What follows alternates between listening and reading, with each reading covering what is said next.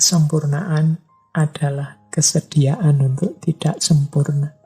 Ingat-ingatlah rumus bahwa kesempurnaan adalah kesediaan kita untuk tidak sempurna. Setiap manusia menginginkan semakin baik, semakin baik, semakin sempurna, semakin sempurna. Tapi justru titik sempurna itu terdapat pada kesediaan kita untuk menjadi yang tidak sempurna.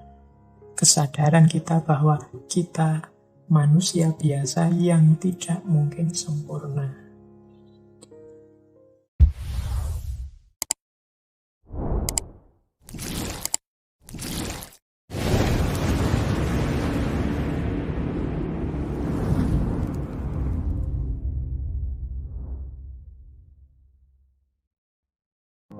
Assalamualaikum warahmatullahi wabarakatuh. Bismillahirrahmanirrahim. Ini untuk kita ya yang suka males-malesan. Semoga tidak, apalagi kita semua kan pemimpin. Waktu adalah sesuatu yang diciptakan. Maka berkata, aku tidak punya waktu, itu sama dengan berkata, aku tidak ingin. Jadi orang itu sebenarnya alasan tidak punya waktu itu tidak masuk akal. Kenapa? Ya karena waktu itu ada dalam kuasa kita sebenarnya. Mau kita gunakan untuk apa? Ya kan terserah kita. Jadi kalau ada orang, Mas, jalan-jalan yuk. Wah, saya sibuk, tidak punya waktu. Itu sebenarnya nama lain dari aku tidak mau jalan-jalan. Karena kalau dia mau, pasti ada waktu. Waktu itu kita ciptakan. Oke, saya mau besok pagi ya. Kita yang milih waktu, kita gunakan untuk apa. Jadi katanya Lao Sunda, waktu itu sesuatu yang diciptakan. Wah, ini sebagai mahasiswa ya, harusnya kita itu paling tidak 1 semester sekali punyalah tulisan-tulisan sebagai wujud bahwa kita belajar. Wah, saya itu ya mau seperti itu, tapi waktunya yang tidak ada saya itu. Itu sebenarnya nama lain dari aku tidak ingin dan aku tidak mau. Kalau dia mau, pasti selalu ada waktu. Iya Pak, mau Pak, tapi kan saya itu kerja Pak, kerja dari pagi sampai malam. Jadi ya berarti kamu lebih milih kerja, kamu lebih menginginkan kerja dan tidak ingin menulis. Kan itu sebenarnya. Jadi tidak ada waktu itu, tidak ada. Yang ada tidak ingin. Saya kan dari pagi sibuk ini, sibuk itu Pak. Jadi waktu untuk nulisnya tidak ada. Ya berarti kan kamu lebih mendahulukan ingin ini dan ingin itu tadi. Sementara kamu tidak ingin nulis, maka untuk menulis kamu tidak memberi waktu. Oke, pemimpin juga begitu. Jangan beralasan waktu. Kalau memang itu baik, harus kamu inginkan. Begitu engkau inginkan, waktunya pasti ada. Kalau tidak kamu beri waktu, berarti itu kamu anggap tidak penting. Kalau kamu anggap penting, pasti engkau carikan waktu. Rumus sederhananya cuma itu. Oke, kita lanjutkan. Nah, ini lebih unik lagi quotes ini dari Lao Tzu untuk para pemimpin.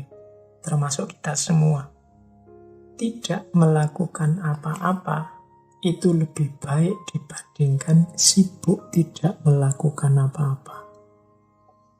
Ini harus dipikir agak dalam ini. Jadi kita ini tergolong orang yang tidak melakukan apa-apa atau sibuk tidak melakukan apa-apa. Kesibukanmu apa hari ini? Wah, aku hari ini sibuk mencari kesibukan. Itu sama dengan sibuk tidak melakukan apa-apa. Aku sibuk tidak sibuk. Sibuk tidak melakukan apa-apa. Jadi maksudnya begini. Hari ini saya tidak melakukan apa-apa Pak. Sejak pagi sampai sore rebahan aja nonton TV. Itu kan jelas. Tapi kalau hari ini Pak saya itu bersih-bersih macam-macam dan pokoknya aktivitasnya banyak. Lah terus hasilnya apa? Manfaatnya apa? Nggak tahu Pak, kelihatannya itu tadi cuma iseng aja kok kesibukan saya. Itu jenis sibuk tidak melakukan apa. Jadi rasanya sibuk tapi tidak melakukan apa-apa. Itu mirip dengan orang yang rasanya waktunya sudah penuh untuk macam-macam. Padahal ya tidak. Dia sendiri.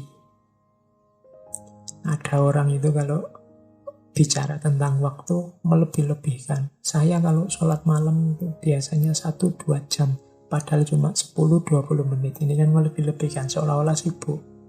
Saya kalau belajar itu paling ya 2 jam lah Pak, 2-3 jam. Padahal setengah jam buka laptop, baca buku, sudah tidur.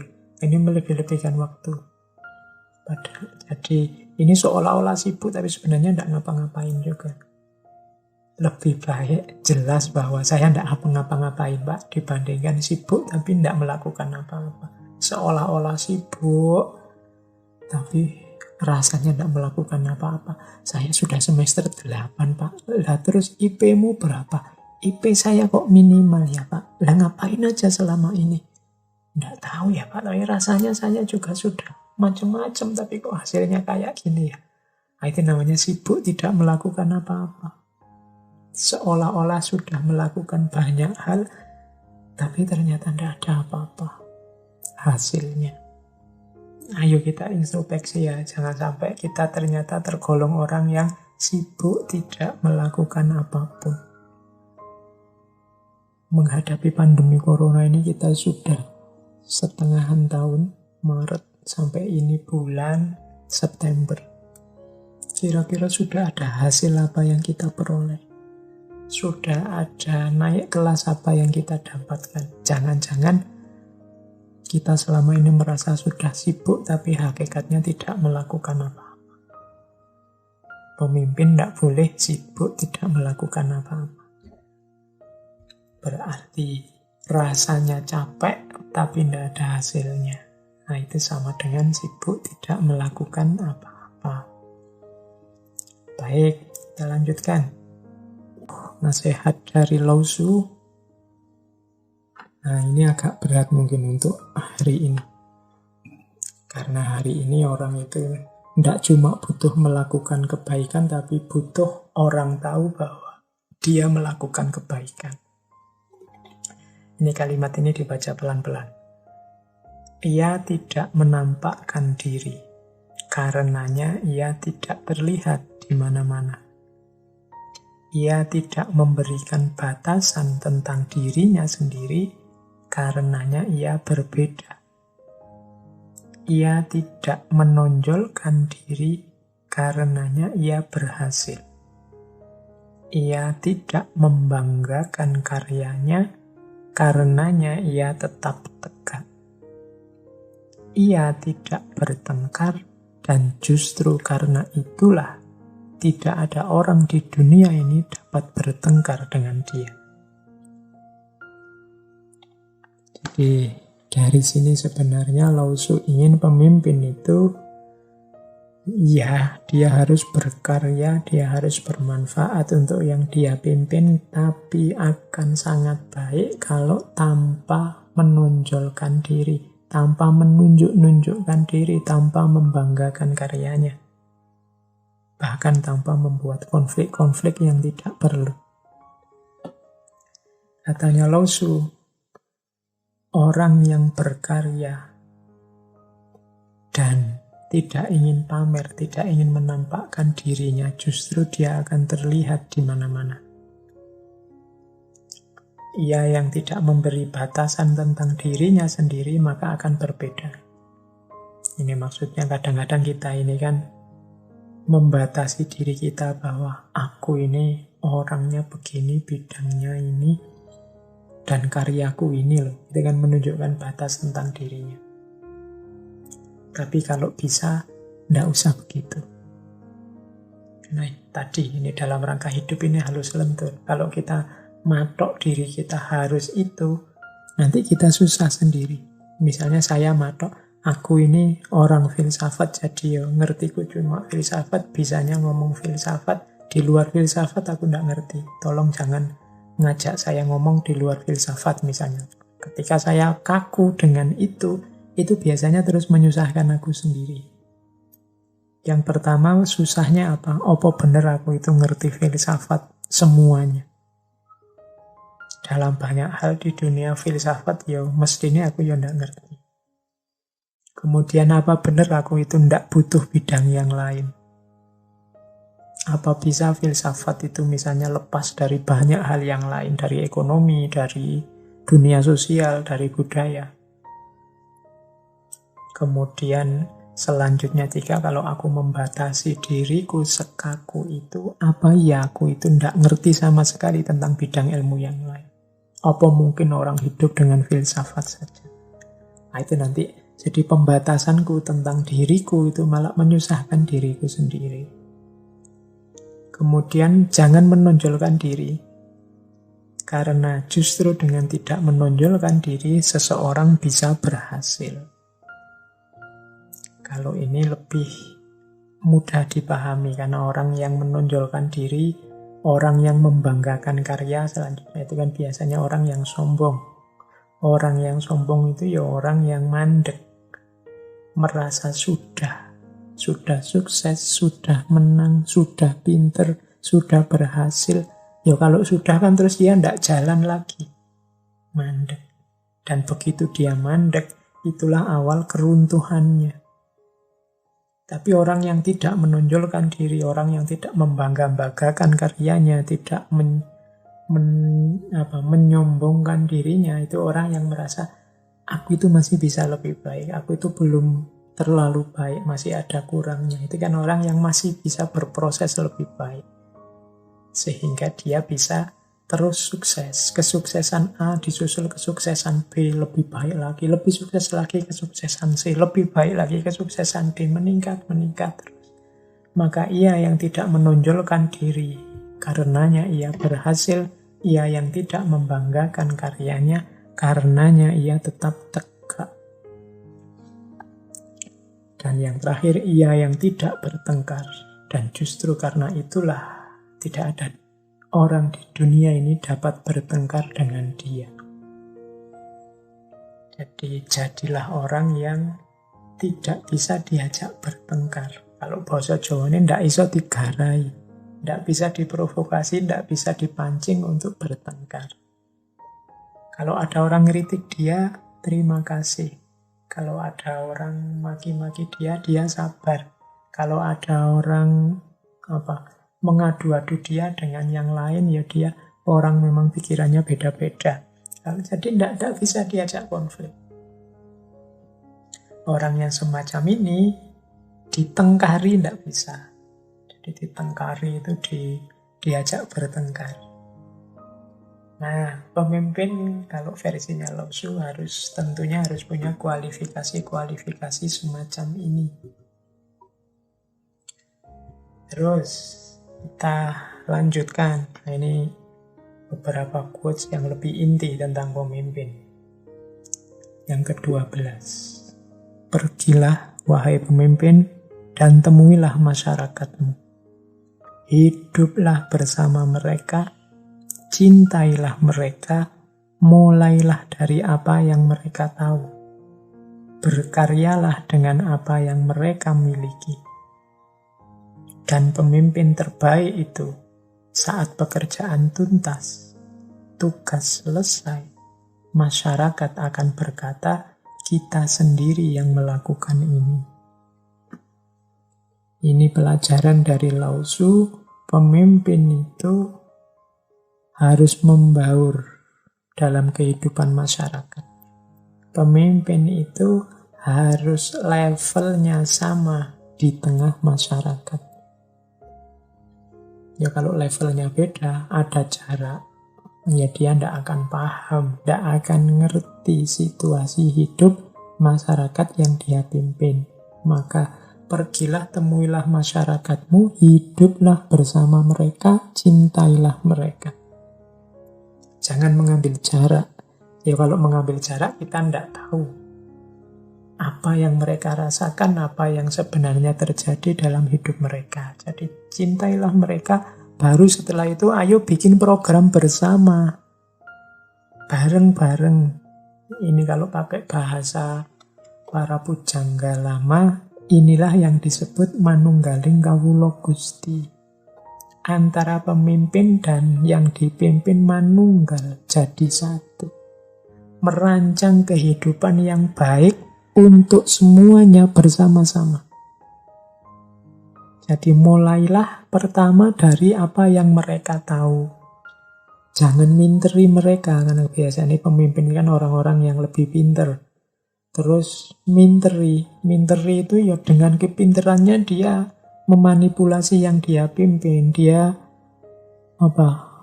menyusahkan orang yang dia pimpin dan seterusnya. Tapi bicaralah, rancanglah program diawali dari level pemahaman mereka. Mulailah dari apa yang mereka tahu. Kemudian berkaryalah dengan apa yang mereka miliki. Mulai bekerja bersama dengan sumber daya yang dimiliki di sana. Nanti kalau sudah sukses, pekerjaan tuntas, maka rakyat atau masyarakat akan bilang, inilah karya kita. Tidak masalah pemimpinnya dilakukan, justru kalau pemimpinnya dilupakan, jadi tidak masalah pemimpinnya dilupakan, masyarakatnya mengklaim inilah karya kita, justru itulah pemimpin yang terbaik. Jadi pemimpin yang terbaik itu yang bisa menggerakkan rakyatnya untuk berkarya dan berproses menjadi semakin baik tanpa dia harus secara demonstratif tampil menjadi pelopor, menjadi terkenal, populer, enggak. Jadi diam-diam dia membaur di masyarakat, berkarya bersama mereka, dimulai di level pemahaman mereka, sesuai dengan sumber daya yang dimiliki bersama, kemudian mencapai target-target tertentu, dan masyarakat merasa bangga dengan kebersamaan itu, dan merasa bahwa ini karya kami bersama, karya kita bersama. Kalau ada pemimpin yang semacam ini, dia pemimpin yang terbaik. Jadi, kalau Lao Tzu itu punya kategori, ini di selanjutnya ya, prinsip selanjutnya yang ke-13. Untuk memimpin masyarakat, berjalanlah di samping mereka. Pemimpin yang terbaik itu masyarakat tidak melihat kehadiran mereka. Ini pemimpin ranking 1. Pemimpin ranking 2, masyarakat menghargai dan memuji. Ini berarti kelihatan. Wah, hebat ini pemimpinku. Kelihatan jadi pemimpin di situ. Ada level 3, masyarakatnya takut. Masyarakat takut itu yang menjalankan program-program karena takut dihukum. Ada yang keempat, masyarakatnya benci. Ini biasanya programnya tidak sukses. Masyarakatnya benci. Nah, saat kerja pemimpin terbaik tuntas, masyarakat akan berkata, kita melakukannya sendiri. Jadi versinya Lao Tzu itu justru pemimpin terbaik itu menghasilkan karya-karya besar, kerja-kerja luar biasa, tapi dia sendiri tidak kelihatan. Ini pemimpin ranking 1 sudah. Masyarakat merasa, wah ini karya kita loh. Padahal skenario dan sutradaranya sang pemimpin ini. Ada ranking 2. Kalau ranking 2 ini ya masyarakat tahu benar bahwa pemimpinku ini pinter, pemimpinku ini hebat, terus ada penghargaan, ada pujian-pujian. Ini masih bagus. Meskipun sebenarnya tidak yang terbaik. Di bawah itu ada yang masyarakatnya takut kepadanya. Jadi masyarakatnya khawatir ini kalau saya tidak melakukan ini, nanti dihukum. Kalau saya tidak menjalankan ini, nanti ada efeknya, ada resikonya. Itu arti masyarakat takut. Dan pemimpin ranking paling bawah itu masyarakatnya benci sama pemimpinnya. Kalau sudah benci, ya program pasti macet semua. Atau tidak jalan semua. Atau jalan tapi efeknya tidak seperti yang diinginkan. Nah, parameternya apa? Pemimpin terbaik, dia tidak kelihatan, sehingga kalau sukses, masyarakat merasa ini karya kami. Oke, ini versinya Lao Tzu. Silakan teman-teman mendiskusikan. Nah, teman-teman ini kan pemimpin semua di levelnya masing-masing. Kalian itu seandainya pemimpin yang terbaik tadi, ataukah pemimpin yang dipuji-puji, dihargai masyarakat, ataukah pemimpin yang ditakuti, atau jangan-jangan yang dibenci. Terus selanjutnya, ini nasihat kepada para pemimpin untuk mantap dalam bertindak, tidak mudah terpengaruh.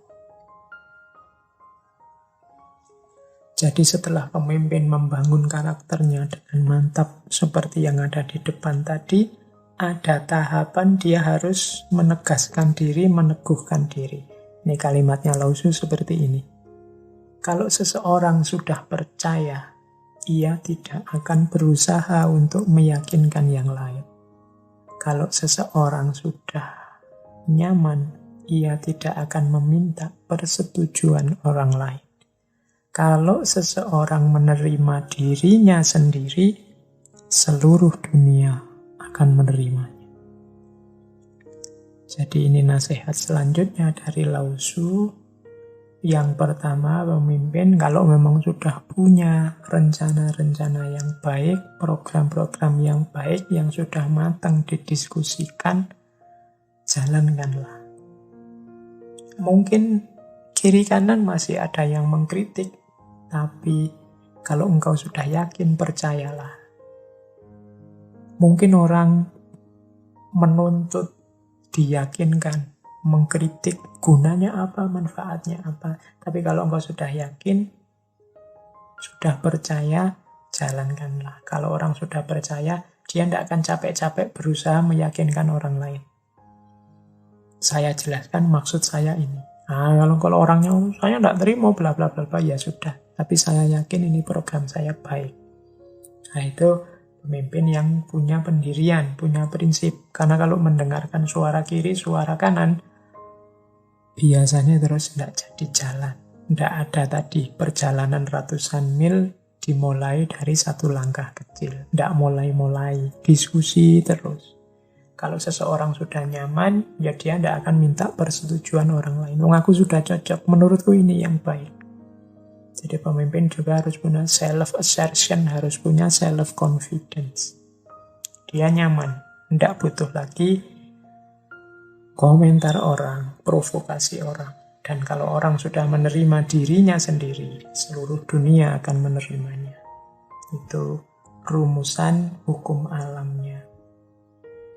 Terus, selanjutnya menurut Lao Tzu, kalau ini populer sekali, anak-anak yang belajar hukum pasti pernah dengar quotes ini. Semakin banyak hukum dan aturan diciptakan, akan semakin banyak pula penjahat dan pelanggar. Akan semakin banyak pencuri dan perampok. Itu sebenarnya makna letter luck-nya. Ya semakin banyak hukum, semakin banyak aturan, pastinya semakin banyak pelanggaran. Kenapa begitu? Ya karena ini mirip pagar. Semakin banyak pagar itu kan semakin mudah kita nabrak pagar. Semakin sedikit pagar, semakin sedikit juga kita ketabrak pagar. Hukum aturan itu kan seperti pagar. Apa kalau gitu kita tidak perlu hukum saja, Pak? Tidak. Ini maksudnya Lao Tzu apa? Lebih penting menyadarkan orang melakukan yang benar dan yang baik daripada membuat hukum dan aturan. Hukum dan aturan itu kan kayak pagar.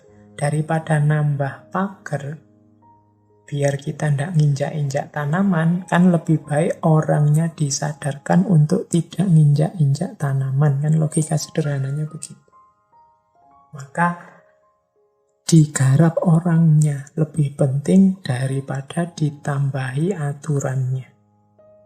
Gimana orang sadar sendiri, gimana orang punya kesadaran moral, kesadaran hukum, kesadaran mental, kesadaran hidup yang positif, hidup yang benar. Ini lebih mudah. Orang sadar pakai masker lebih penting digarap daripada membuat hukum orang yang tidak pakai masker. Ya meskipun pada titik tertentu kita butuh hukum itu ketika orang sama sekali tidak bisa disadarkan lagi. Tapi lebih enak memang proyek penyadaran daripada proyek penghukuman. Begitu ada hukum pakai masker, ya akhirnya banyak orang ditilang karena melanggar hukum pakai masker ini. Itu contoh paling mudah dari Lao Tzu ini. Tapi ada proses yang lebih penting lagi, yaitu proyek penyadaran, biar orang-orang sadar. Kalau tidak sadar itu kan manusia itu biasanya ya sembunyi-sembunyi.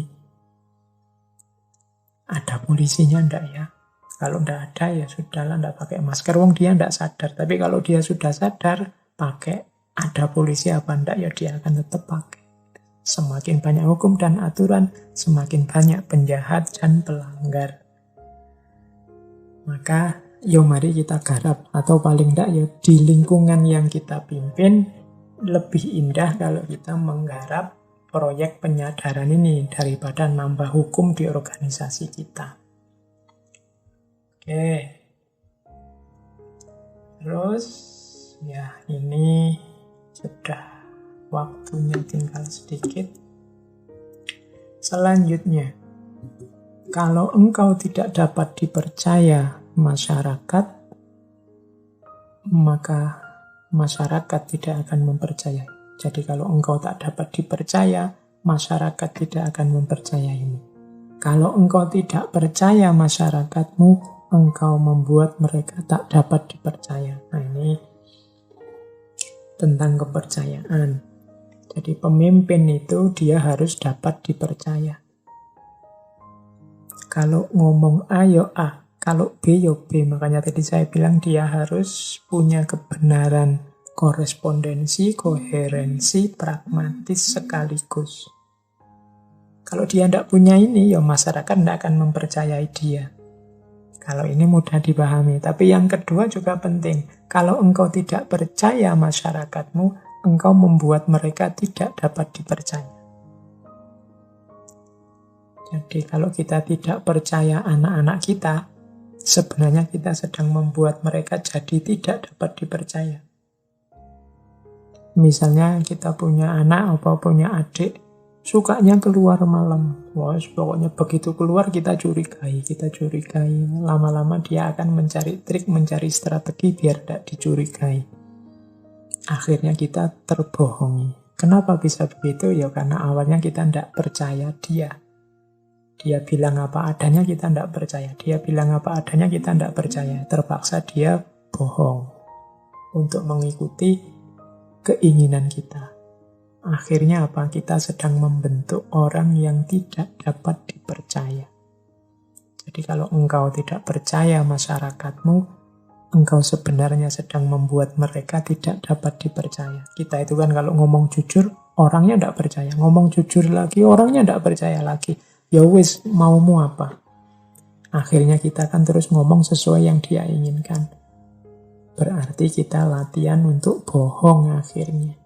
Jadi dia yang mepet kita terus, itu akhirnya membuat kita jadi orang yang tidak dapat dipercaya. Jadi ini ada timbal balik. Jadi kalau kita ingin membuat orang yang kita pimpin, mungkin anak kita, mungkin adik kita, murid kita, bisa dipercaya, justru kita percayai dia. Dosen misalnya, merintah muridnya bikin tulisan. Begitu dia ngumpul, kita curigai dia. Oh ini dari Google ya? Enggak Pak, saya nulis sendiri Pak. Menurut saya kamu mesti copy paste dari Google. Enggak Pak. Jadi kan sebenarnya kita seperti tadi, lama-lama akan membuat dia, oh iya Pak saya ngambil dari Google. Kita membuat dia jadi orang yang tidak dapat dipercaya akhirnya. Dia lebih milih bohong saja.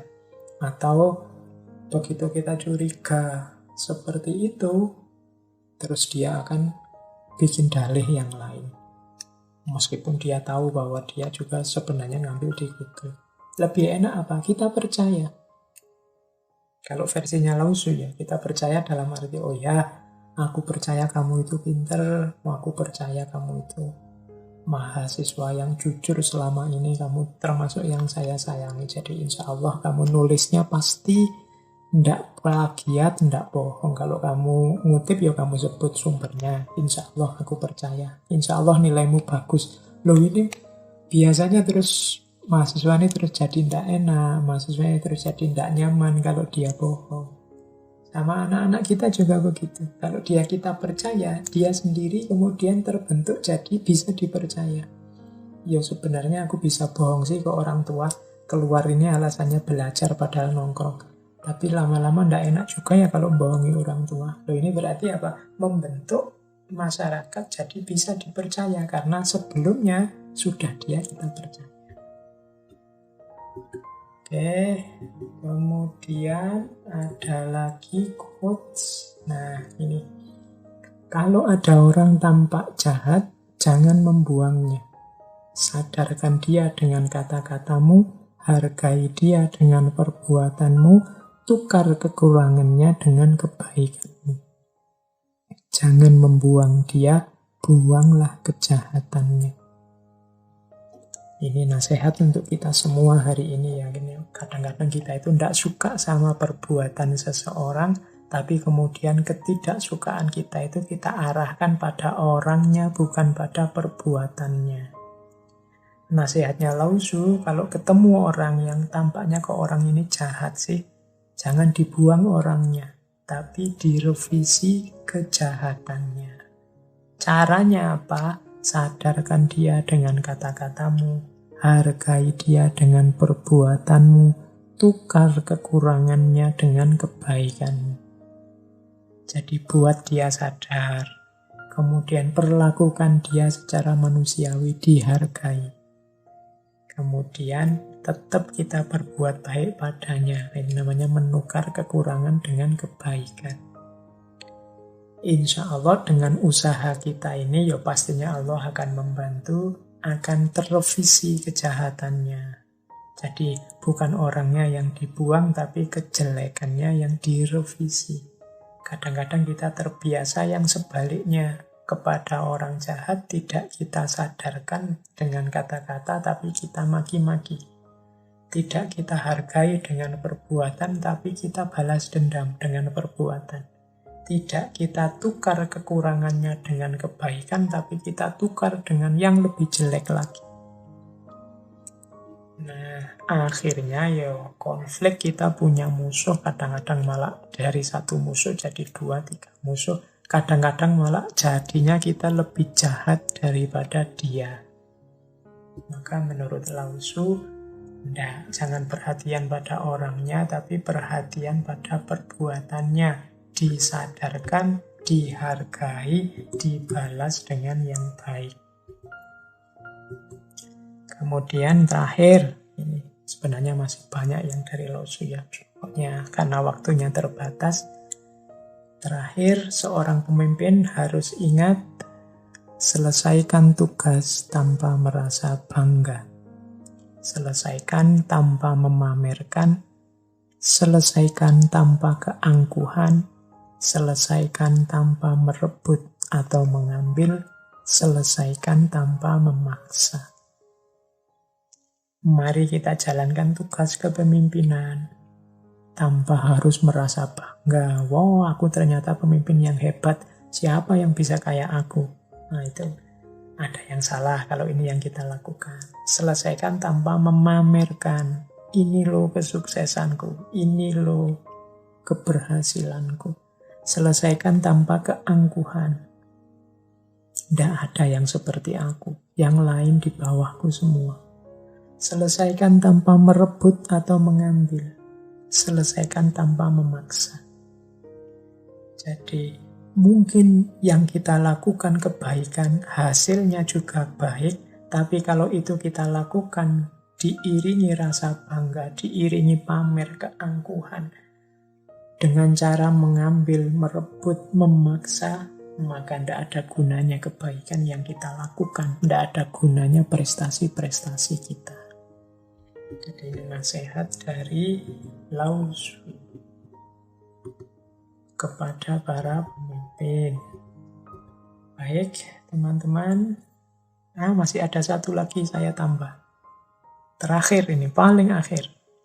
Kesempurnaan adalah kesediaan untuk tidak sempurna. Jadi kalau kita sebagai pemimpin, sebagai manusia, sebagai apapun peran dan fungsi kemanusiaan kita mainkan, ingat-ingatlah rumus bahwa kesempurnaan adalah kesediaan kita untuk tidak sempurna. Setiap manusia menginginkan semakin baik, semakin baik, semakin sempurna, semakin sempurna. Tapi justru titik sempurna itu terdapat pada kesediaan kita untuk menjadi yang tidak sempurna. Kesadaran kita bahwa kita manusia biasa yang tidak mungkin sempurna.